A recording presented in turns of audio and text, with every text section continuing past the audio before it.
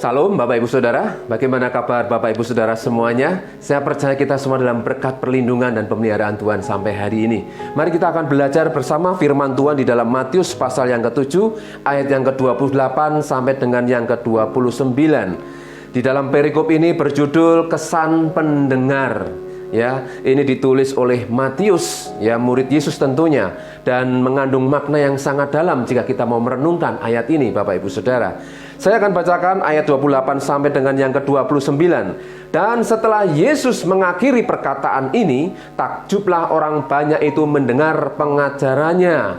Banyak mereka yang takjub oleh pengajaran Yesus, sebab ia mengajar mereka sebagai orang yang berkuasa, tidak seperti ahli-ahli Taurat. Ayat ini sungguh luar biasa karena dikatakan sebab ia mengajar sebagai orang yang berkuasa. Di dalam King James Version mengatakan for he taught them as one having authority and not as the scribes. Jadi karena dia mengajar mereka orang-orang Yahudi sebagai orang yang memiliki otoritas, kewibawaan ilahi. Yesus mengajar murid-muridnya dan juga orang-orang Yahudi pada waktu itu dengan otoritas dan bukan sebagai ahli-ahli Taurat. Bapak Ibu Saudaraku, ya, mengapa ia mengajar sebagai bukan seperti orang yang berkuasa? Ya, kalau seperti berarti ada yang lebih berkuasa. Tetapi apabila sebagai berarti dia satu-satunya yang memiliki kuasa. Dari dasar ayat ini kita melihat bahwa ketika Yesus mengajar dalam setiap perjalanannya, dalam setiap pelayanannya, dia mengajar dengan otoritas, wibawa ilahi, penuh kuasa. Karena ketika Yesus melakukan semuanya itu, dia memiliki satu konsep dalam pemikirannya, yaitu bagaimana dia bisa menyenangkan hati Bapa. Oleh sebab itu hari ini tema renungan akan saya beri judul memiliki mentalitas kerajaan Allah. Yesus bisa melakukan segala hal oleh karena dia melakukan bukan atas kehendaknya sendiri, tetapi dia bersama dengan Bapa. Dia melakukan segala karya yang besar, ya, bersama dengan Roh Allah. Jadi Bapak Ibu Saudaraku, ketika Yesus melakukan pelayanan, dia berjalan sejalan dengan apa yang dikehendaki oleh Bapa, bukan atas dasar pemikirannya. Dia berpikir bagaimana dia melakukan itu semua atas kehendak Bapa, bahkan sampai dia rela mati. Bahkan ketika dia sebagai manusia, dia berkata, "Ya Bapa, biarlah kehendakmu yang jadi, bukan kehendakku." Melainkan di sini kita bisa melihat keputusan Bapa yang sangat berdaulat menentukan apa yang harus Yesus kerjakan. Dalam hidup ini Bapak Ibu Saudaraku, mari kita akan belajar memiliki pola pikir, cara berpikir yang benar. Ya, jika kita pernah mendengar kata reformasi mental. Apa itu reformasi mental? Yaitu membangun jiwa merdeka menuju bangsa yang besar. Bukankah bangsa kita ini terus dalam proses menuju menjadi bangsa yang besar, bangsa yang kuat? Dan bagi bangsa Indonesia ada suatu gerakan untuk menggembleng manusia-manusia Indonesia agar menjadi manusia baru. Apanya yang baru Bapak Ibu Saudaraku? Tentunya mentalnya, yaitu mentalitas, cara berpikir. Ya, memiliki kemauan baja, bersemangat elang, dan berjiwa seperti api yang menyala-nyala. Ini yang diungkapkan oleh bangsa ini supaya menjadi bangsa yang besar. Dan ini cita-cita kita bersama karena kita menjadi warga bangsa ini Bapak Ibu Saudara. Dan tentunya bukan proses yang mudah dan proses yang sebentar, tapi butuh waktu untuk bisa benar-benar mengalami apa yang menjadi cita-cita bersama. Dan kita sebagai warga negara Indonesia, kita harus ikut berperan. Ya, karena kita mau tidak mau, kita akan terlibat di dalam kehidupan, dalam kebersamaan di negara kita ini, di bangsa yang kita cintai ini. Ya, bangsa yang besar, bangsa yang kuat, dan menjadi bangsa yang termasyhur. Itu karena keterlibatan kita. Dan dimulai dari setiap warga negara. Ya, tadi dikatakan ya, bahwa gerakan ini, reformasi mental ini, yaitu menggembleng manusia-manusia Indonesia agar menjadi manusia yang baru, yaitu memiliki mentalitas yang benar. Apa arti dari kata mental? Mental adalah pikiran. Jadi Bapak Ibu Saudaraku, sebelum kita belajar tentang mentalitas kerajaan Allah, kita harus memahami arti dari kata mental. Mental adalah pikiran. Jika ada orang mengatakan ada gangguan mental, berarti dia sedang sakit pikiran. Ya, mentalnya sedang sakit, pikirannya sedang sakit. Bahkan hari-hari ini tidak sedikit orang-orang yang karena gangguan mental dia menjadi gila.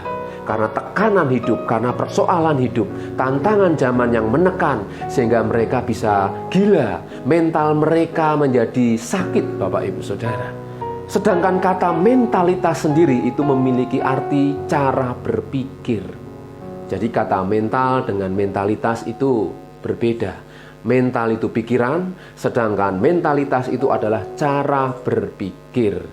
Dan ketika kita belajar memiliki mentalitas kerajaan, berarti kita belajar memiliki cara berpikir kerajaan Allah, yaitu kerajaan Tuhan sendiri.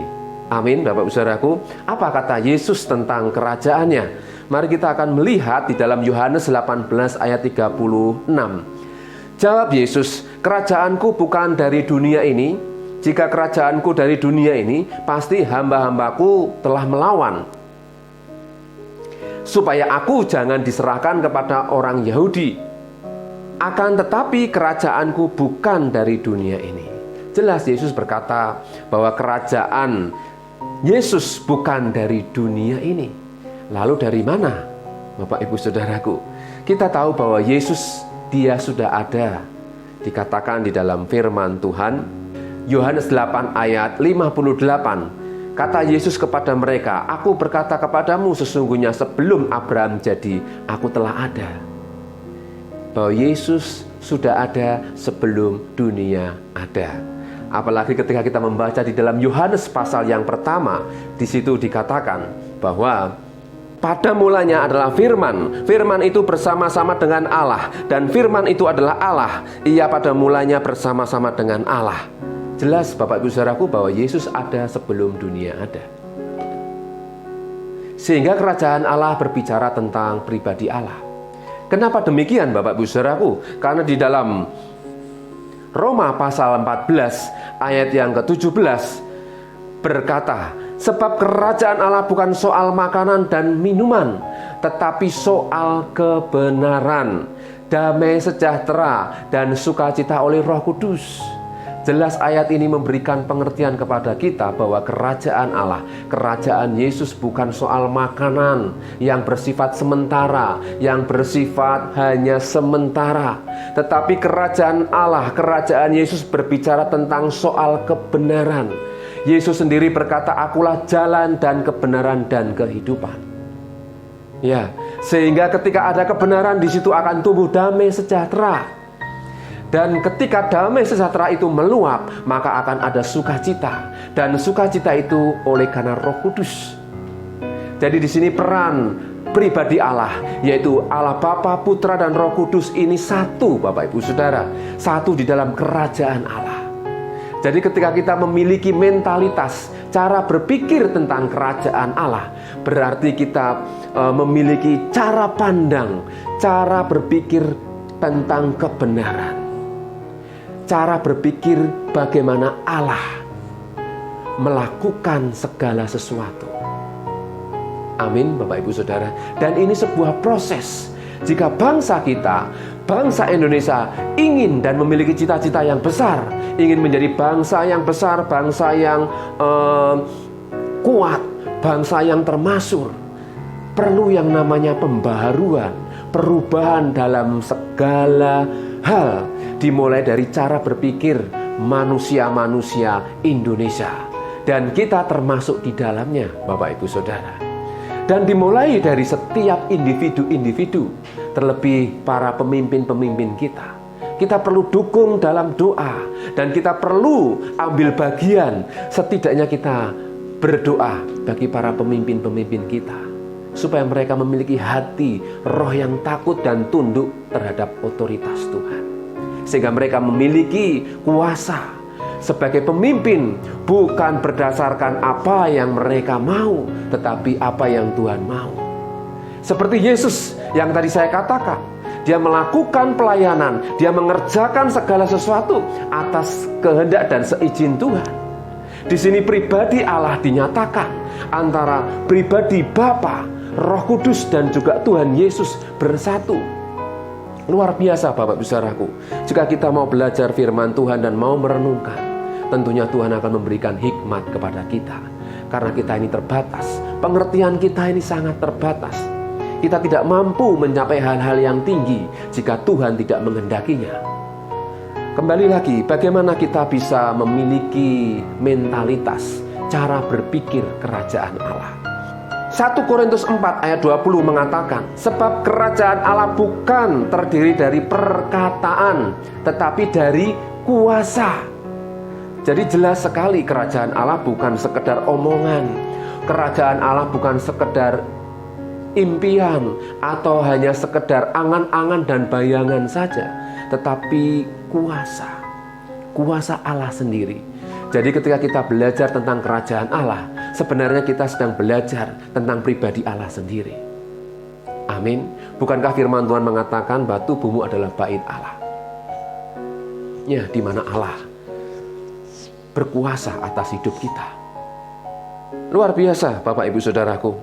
Jadi kembali lagi saya ingin sampaikan bahwa setiap pembicara, setiap pengkhotbah, setiap pemberita Injil, mereka hendaknya menyampaikan apa yang Tuhan mau, apa yang Tuhan inginkan, bukan apa yang mereka mau. Dan untuk menyampaikan isi hati Tuhan, itu butuh hubungan yang intim dengan Tuhan. Tidak mudah memang Bapak Ibu Saudara.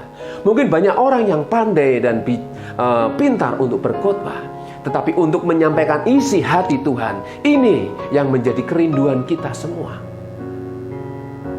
Supaya apa yang menjadi kehendak Tuhan terjadi atas kehidupan kita. Amin. Mari kita akan melihat bagaimana kita bisa memiliki mentalitas kerajaan, cara berpikir kerajaan Allah.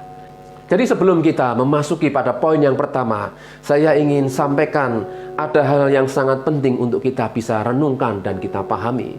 Ya, ada pertanyaan mengapa Yesus hanya melayani kurang lebih 3 tahun di muka bumi. Ya, karena Tuhan memang memiliki waktu sendiri. Ya, pasti yang terbaik untuk manusia. Karena jika terlalu lama di bumi, manusia mungkin bisa bosan. Mungkin tidak hanya bosan Bapak Ibu Saudara, tapi mungkin bisa melawan Yesus.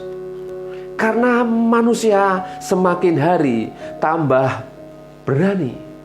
Karena di zaman akhir ini manusia semakin hari semakin kelihatan keangkuhannya, kesombongannya.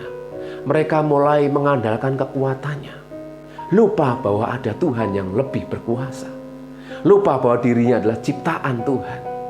Ini yang sangat bahaya Bapak Ibu Saudara. Oleh sebab itu mengapa Yesus hanya berusia kurang lebih 33 tahun? Jika Yesus berada di muka bumi ini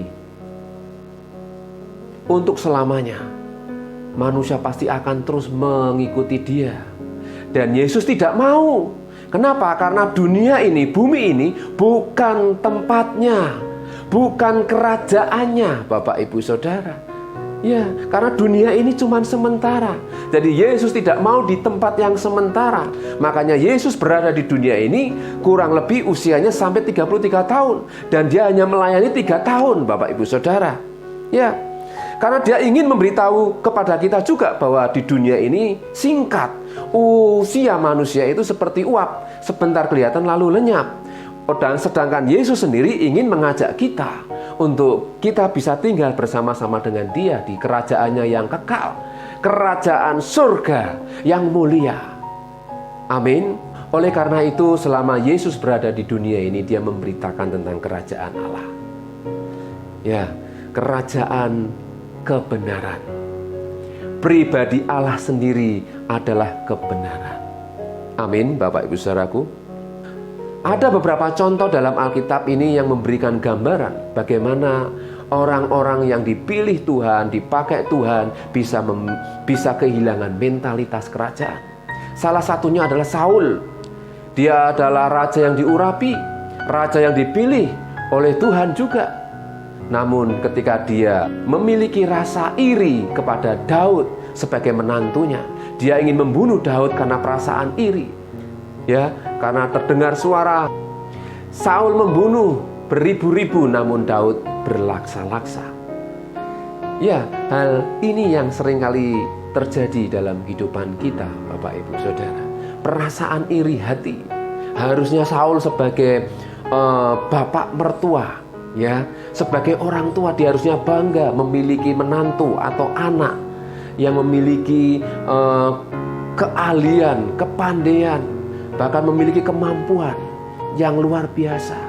Tetapi hati Saul ini dipenuhi dengan rasa iri. Bahkan dia ingin menghilangkan, melenyapkan nyawa si Daud. Ini menjadi penghalang. Ini yang menjadi penghalang Saul untuk menjadi raja yang kuat, karena dia memiliki rasa iri. Kemudian contoh lagi, Bapak Ibu Saudaraku, yaitu si sulung. Dia kehilangan mentalitas kerajaan Allah. Kapan dia kehilangan mentalitas kerajaan? Yaitu ketika di dalam Injil Lukas pasal 15 ayat yang ke-28 sampai yang ke-30 mengatakan, maka marahlah anak sulung itu dan ia tidak mau masuk. Lalu ayahnya keluar dan berbicara dengan dia. Tetapi ia menjawab ayahnya, katanya, telah bertahun-tahun aku melayani Bapa dan belum pernah aku melanggar perintah Bapa. Tetapi kepadaku belum pernah Bapa memberikan seekor anak kambing untuk bersukacita dengan sahabat-sahabatku. Tetapi baru saja datang anak Bapa yang telah memboroskan harta kekayaan Bapa bersama-sama dengan pelacur-pelacur. Maka Bapa menyembelih anak lembu tambun itu untuk dia. Bapak Ibu Saudara yang dikasihi oleh Tuhan, si sulung ini kehilangan mentalitas kerajaan ketika dia melihat satu peristiwa yang tidak seperti dia inginkan, yaitu adiknya sendiri, si bungsu. Ketika dia kembali, dia mendapatkan respon dari bapaknya sedemikian rupa, bahkan diberi cincin, diberi sepatu, diberi jubah yang indah, dipestakan sedemikian rupa. Ini membuat hati si sulung ini iri, Bapak Ibu. Sekali lagi, perasaan iri itu sangat membunuh iman orang-orang percaya. Bahkan tidak hanya membunuh, menghancurkan kehidupannya sendiri. Oleh sebab itu kita harus berhati-hati dengan perasaan iri hati. Tuhan mengajar kita untuk memiliki mentalitas cara berpikir kerajaan, yaitu kita ikut berbahagia ketika melihat orang-orang lain mengalami keberhasilan, mengalami pemulihan, mengalami kesembuhan. Bukan berarti kita justru malah tidak suka. Hari-hari ini banyak orang melihat orang susah, ya. Hari-hari ini kita melihat banyak orang yang senang melihat orang-orang susah, tetapi susah melihat orang-orang senang. Tetapi kita sebagai warga kerajaan Allah, kita dipanggil Tuhan untuk memiliki mentalitas yang benar, yaitu cara berpikir kerajaan. Bagaimana menurut kehendak Tuhan. Amin, Bapak Ibu Saudaraku. Ya, jadi dua contoh di dalam Alkitab ini, yaitu si Saul, dia memiliki rasa iri hati kepada Daud sehingga dia kehilangan mentalitas kerajaan. Seperti si sulung, dia iri hati kepada adiknya si bungsu karena dia melihat apa yang tidak pernah dilakukan dalam hidupnya itu dilakukan, diberikan oleh Bapa kepada si bungsu. Mari kita belajar, Bapak Ibu Saudaraku, untuk kita memiliki cara berpikir yang benar.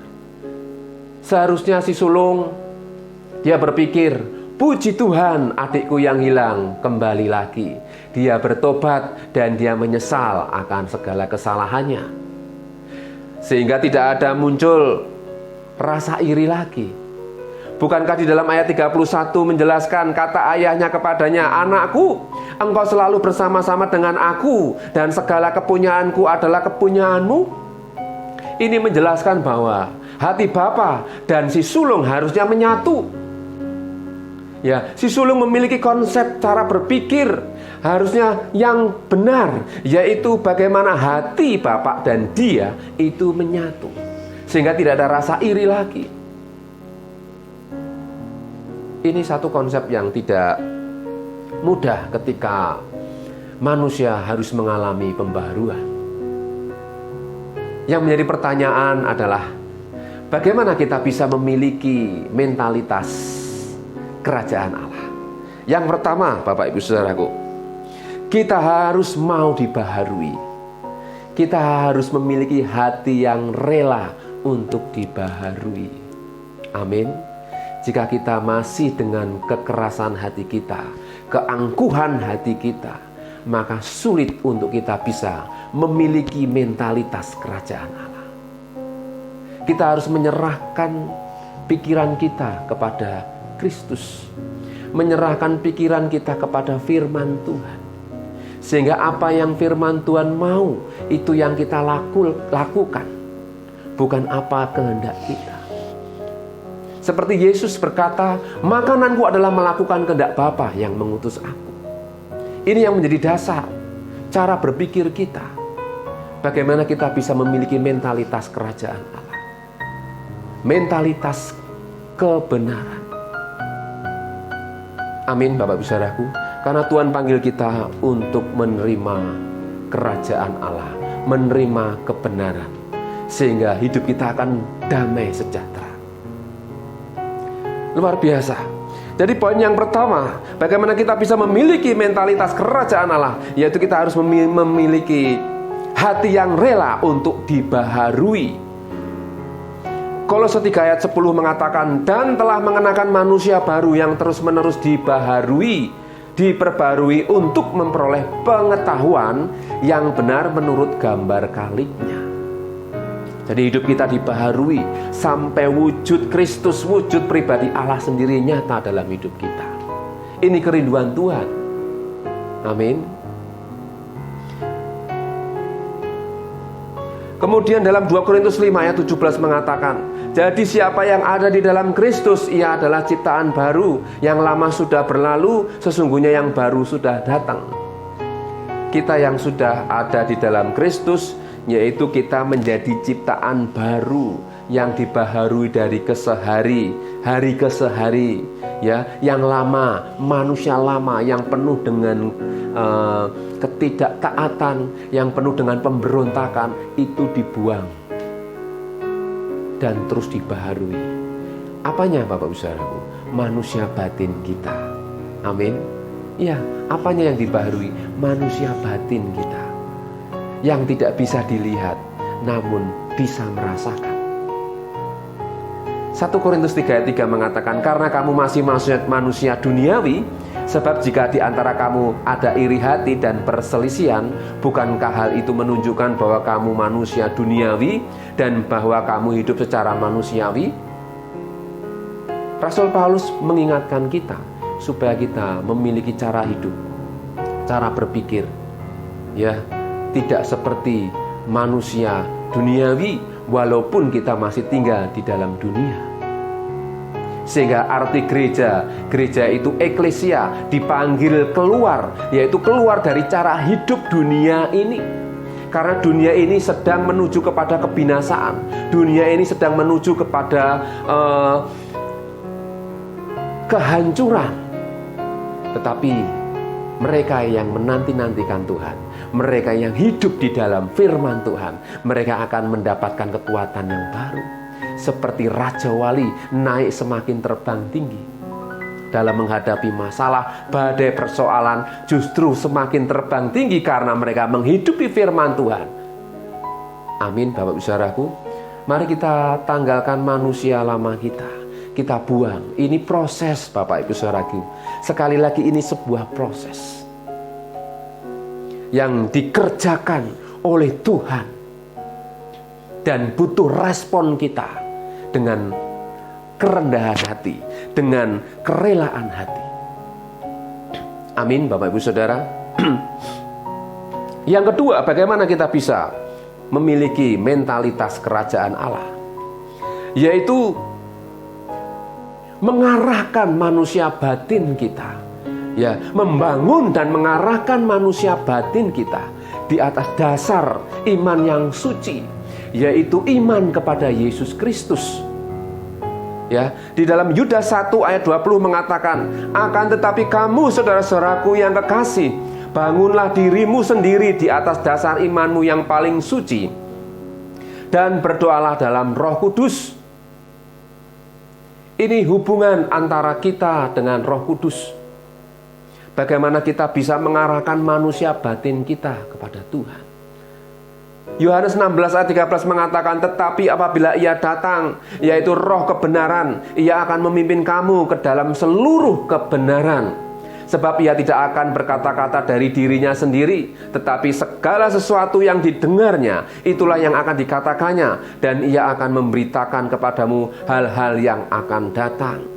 Jadi Roh Kudus ini yang akan memimpin kita kepada jalan kebenaran. Dalam hal ini, Bapak Ibu Saudaraku, cara berpikir kita dipengaruhi oleh Roh Allah, Roh Kudus yang ada dalam hidup kita, bukan keinginan kita.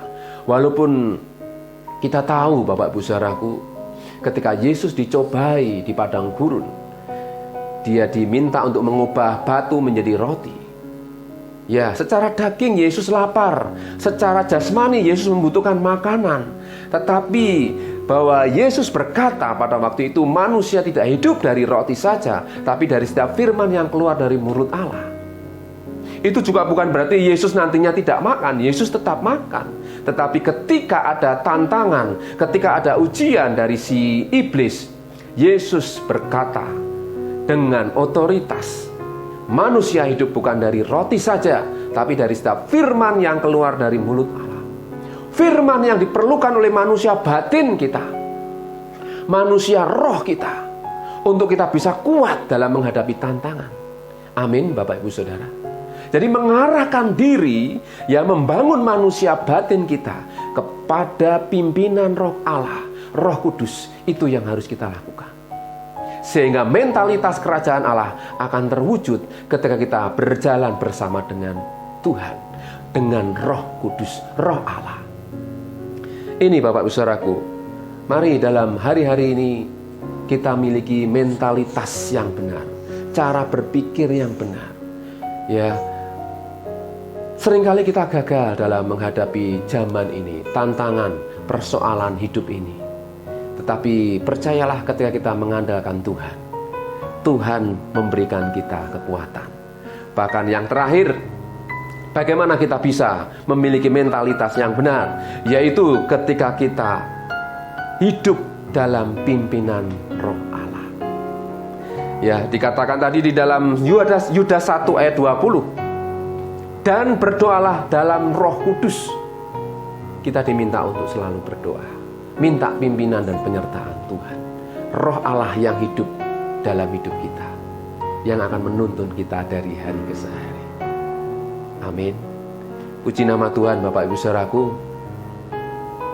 Mari kita memiliki mentalitas yang benar, cara berpikir tentang kerajaan Allah.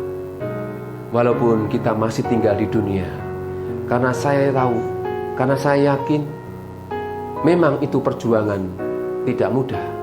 Tapi ketika kita mengandalkan Tuhan, ketika kita berserah kepada Tuhan, percayalah, Tuhan yang akan memberikan kita kekuatan. Amin. Mari kita akan berdoa.